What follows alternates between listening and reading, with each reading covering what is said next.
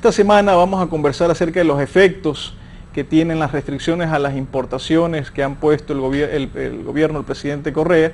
Y para esto hemos invitado a una empresaria importadora, la abogada Dalila Gómez de Santos. Abogada Gómez, bienvenida a Tribuna Liberal. Gracias. Y siempre iniciamos con una evaluación general, ¿no? ¿Qué efectos han palpado en el corto plazo de las medidas que ha implementado el presidente Correa con la restricción de las importaciones? Si bien es cierto que aún no se ha puesto en el registro oficial el listado de todos los ítems que van a tener restricciones a la entrada, ¿no? Bueno, ese es uno de los primeros problemas que se ha ocasionado con este tipo de medidas. Las medidas fueron tomadas de manera, yo diría que acelerada, desorganizada, impulsiva, sin calcular todos los inconvenientes que se iban a causar dentro del proceso de lo que es comercialización, especialmente de bienes y productos que llegan de otros países, de Europa, de diferentes partes del mundo. ¿Qué es lo que ha sucedido? Lo que ha sucedido es que se lanzaron las medidas por el COMEXI desde el mes de noviembre. La primera resolución fue la resolución 453 del COMEXI, en el cual se establece que se va a efectuar una especie de regulación del comercio a través de ciertos organismos que se crean, como son el CONCAL, la OAE, y se pone a funcionar el INEN. Digo que se pone a funcionar el INEN porque el mismo presidente sostuvo en una de sus cadenas, una de sus ruedas de prensa de los días sábados, que el INEN era un organismo que no funcionaba. Entonces supongo que ahora está funcionando. Abogado Gómez, aquí vale una pregunta. La justificación por parte del presidente Correa es decir, ¿sabes qué? Tenemos un problema de balanza de pagos, tenemos un problema de que los dólares se van de la economía, salen del país, y él ve en eso un problema. Realmente este tipo de políticas que nos recuerda el tema de la sustitución de importaciones de mediados del siglo pasado, o aquel mito de la balanza comercial que esgrimían los mercantilistas, va a tener un efecto positivo en la economía ecuatoriana en términos reales, como es el empleo, ¿no? El empleo, la cantidad de productos disponibles. ¿Realmente esta política va a ayudar a que los ecuatorianos a pie tengamos un mejor nivel de vida? Yo soy muy pesimista al respecto y le voy a decir por qué. En primer lugar, el comercio formal en el Ecuador ha creado muchísimas plazas de trabajo y obviamente es un elemento de la economía que la dinamiza, es decir, que hace que se cree riqueza. Lamentablemente no se han tomado en el país por parte del gobierno otro tipo de medidas que sean a su vez creadoras de riqueza y que muevan la economía. Le pongo un ejemplo. Hemos satanizado la inversión extranjera, hemos tenido una cantidad de inconvenientes con las empresas multinacionales o las empresas que vienen de afuera que podían haber hecho que el petróleo tuviera niveles mayores de producción. Se han disminuido las remesas de los inmigrantes, no solamente por la crisis mundial, sino también por el tipo de política que el inmigrante ve que se está implementando en el Ecuador en los temas económicos. ¿Por qué? Porque los inmigrantes generalmente están ubicados en países que tienen economías liberales y esas economías liberales les han dado a ellos la oportunidad de desarrollarse y de tener mejores niveles de vida. Y cuando ven que su país va camino hacia un tipo de economía que no es de esa naturaleza, el inmigrante se asusta y prefiere guardar su dinero y no mandarlo al Ecuador. Como estas podríamos mencionar una serie de razones, pero las más graves de todas, las más importantes que pienso, el impacto más grave que va a haber es la pérdida de empleos. Y luego vamos a analizarlo. ¿Por qué? Yo parto de una protesta formal respecto de la declaración del presidente de que ha llegado a un acuerdo con en los empresarios del Ecuador. Con todo respeto, creo que él ha llegado a un acuerdo con grupos económicos muy respetables, que representan poderes económicos asimismo muy grandes, pero que el 80% del comercio formal, la pequeña y mediana empresa, no ha sido consultada ni ha sido contemplada en este acuerdo. Este es un papel que lo he exhibido en algunas oportunidades y voy a seguirlo exhibiendo. ¿Por qué? Porque esta hoja que usted ve, que está totalmente garabateada y usada y digamos expulgada por mí, fue repartida en el Centro de Convenciones de Guayaquil a un grupo de empresarios, no a todos, porque no todos fueron convocados. Este acuerdo contiene medidas restrictivas del comercio formal en varios aspectos. Contiene alza de aranceles. ¿Y solo fueron invitados los grandes importadores, como usted ha mencionado? Fueron invitados a dedo aquellos empresarios que creyeron que debían de estar ahí. ¿Y cuáles son las medidas que anuncian? Las medidas que se anuncian en este acuerdo van desde una limitación en los volúmenes de importación que hemos tenido las empresas durante el año pasado, un alza de aranceles sobre los aranceles ya existentes, lo cual ya es muy significativo porque, por ejemplo, en el caso nuestro, que es el caso de los importadores de cerámica plana, nosotros ya el año pasado nos pusieron el arancel máximo vigente. Y sin embargo, de acuerdo con este supuesto acuerdo al que hemos llegado, ¿van a subir aún más los aranceles? Van a subir un 30% ¿Cómo puede suceder esto si el año pasado usted menciona que ya hubo un incremento de aranceles al tope máximo y ahora un incremento adicional? ¿Cómo puede la Organización Mundial de Comercio, nosotros somos signatarios de esto, ¿no? ¿Sí permite este tipo de medidas o estamos pasando por alto estos acuerdos? De hecho, no permite este tipo de medidas. Entonces, en el caso nuestro, sé que este primer texto ha sido modificado en estos últimos días. Todos los días hay modificaciones en el tema del comercio. Es una de las razones por las cuales el comercio se encuentra desorientado. Y manteniendo los aranceles han puesto una medida que se puede llamar una salvaguardia por peso, en que nos graban por cada kilogramo importado. Esto, además de establecer medidas de carácter paraarancelario. ¿Qué significa eso? Que a través de estos organismos de control, de supuesto control de calidad, se nos han establecido medidas que son imposibles de cumplir incluso en el exterior, para nuestros proveedores.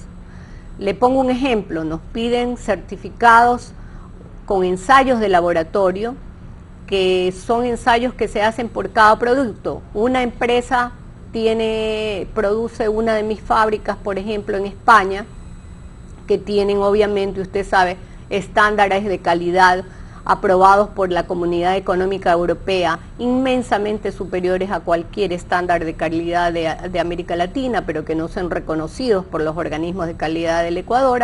Hasta este momento los ISO 9000, por ejemplo, para los organismos ecuatorianos de calidad no tienen mayor significación, a menos que estén reconocidos por otros organismos que ellos están designando. Esto traba mucho digamos, la operatividad, pero además no solamente eso, nos exigen no solamente un certificado de calidad, sino un ensayo de laboratorio. Cada ensayo de laboratorio en Europa tiene un costo de 900 o 1000 euros. Si yo traigo 10 ítems en un contenedor, significa que la fábrica tiene que pagar 10.000 euros para poderme servir un contenedor. ¿Por cada importación o por la primera vez que se importa? Inicialmente era por cada importación y por cada bloque, o sea, por cada tipo de producto. Hemos logrado que se vayan suavizando estas medidas que eran totalmente ilógicas, porque estamos acudiendo obviamente también a los organismos internacionales, a las respectivas embajadas, a decir, a comentar que estamos siendo objeto de este tipo de medidas. ¿Estas medidas restringen, por ejemplo, en el caso particular de ustedes como empresa que provee un producto que me imagino es de alta calidad para los consumidores ecuatorianos, prácticamente lo sacaría del mercado? Eventualmente, digamos, nos sacaría del mercado si no cambian las condiciones. Y lo más paradójico del caso es que, entre comillas, se dice que es para proteger al consumidor nacional respecto de la calidad de los productos que reciben. Sin embargo, en el Ecuador no existen laboratorios, ni siquiera que estén debidamente todavía calificados, excepto creo que el del SPOL, para hacer pruebas de ensayo en laboratorio, en productos de tan alta calidad como son los de las fábricas que yo represento, en especial Porcelanosa, Grespania, Pamesa, son fábricas que exportan a todas partes del mundo. No somos nosotros el único sector afectado, hay una serie de sectores afectados, como por ejemplo los importadores de llantas, los importadores de juguetes, etcétera, etcétera, y esto está produciendo un cierre del comercio formal que va a afectar terriblemente en el plano del empleo a Guayaquil. El mito de la balanza comercial que viene de la época de los mercantilistas, en los cuales señalaba que prácticamente era bueno exportar y era malo importar. Una total mentira, porque la mayor parte de países desarrollados tienen déficits en balanzas comerciales. Y hay que explicar qué es un déficit de balanza comercial, es simple y llanamente, o la balanza de pagos, es donde se registra todas las transacciones entre los nacionales con los extranjeros. Parte de la balanza de pagos es la balanza comercial, es que es donde se registran exportaciones e importaciones. Esto siempre tiene, la balanza de pagos, la que engloba todo, siempre tiene que estar igualado. Es decir, si hay un déficit en balanza comercial, tiene que haber un superávit en la balanza financiera, es decir, que alguien introduzca capitales al país para poder financiar las importaciones. Es decir que hay un déficit de balanza comercial y decir que se nos van a ir todos los dólares de la economía es totalmente falso. ¿Por qué? Porque si no tenemos dólares, pues no vamos a poder importar, así de sencillo. El real problema es que no estamos atrayendo inversiones. Las Naciones Unidas en su ranking de atracción de inversiones nos pone casi al último. Aquí hay países como Ghana, Bangladesh, Kenia, Sierra Leona, que están por encima de nosotros. Es decir, en vez de ir por el otro lado, que es restringir las importaciones, deberíamos ir por el lado sensato, que es el lado de incentivar las inversiones en el país, incentivar que los capitales vengan al país, pues eso es lo que va a generar bienestar. Cuando restringimos importaciones, lo que estamos haciendo es restringiendo los medios para que los ecuatorianos podamos tener mejores productos, más productos a nuestro servicio, y no nos olvidemos que Ecuador es netamente también un país comercial, un país en el cual si restringimos las importaciones, el empleo se va a ver muy afectado. Y esto es lo que está sucediendo sin necesidad de estar ya implementadas totalmente este tipo de restricciones, abogada Santos. Justamente, y justamente es por lo que comentabas, porque Ecuador, lamentablemente, digo lamentablemente, porque con la riqueza del petróleo el Ecuador debió de haberse convertido en un país industrializado. El Ecuador, al no ser un país industrializado, es un país prácticamente en su mayor parte, el desarrollo de su economía se basa justamente en el movimiento de las importaciones, se ha basado hasta ahora. Al llegarse a estos acuerdos abogada, que no necesariamente es malo, vemos Panamá, vemos Hong Kong, vemos países que son hasta mucho más chicos que nosotros, que tienen unos niveles de vida impresionantes, pero claro que tienen un requisito fundamental, que es la libertad de comercio, la libertad de transacciones, la libertad de capitales, que si los restringes, vamos a tener en caso ecuatoriano una contracción significativa de lo que es el empleo, ¿no? Así es, y es lo que está sucediendo en este momento. Hay una publicación que es muy, yo diría que muy ilustrativa de lo que sucede. Tenemos aquí en este diario, en una foto, el señor presidente llegando a un acuerdo con grandes grupos, muy respetables por supuesto.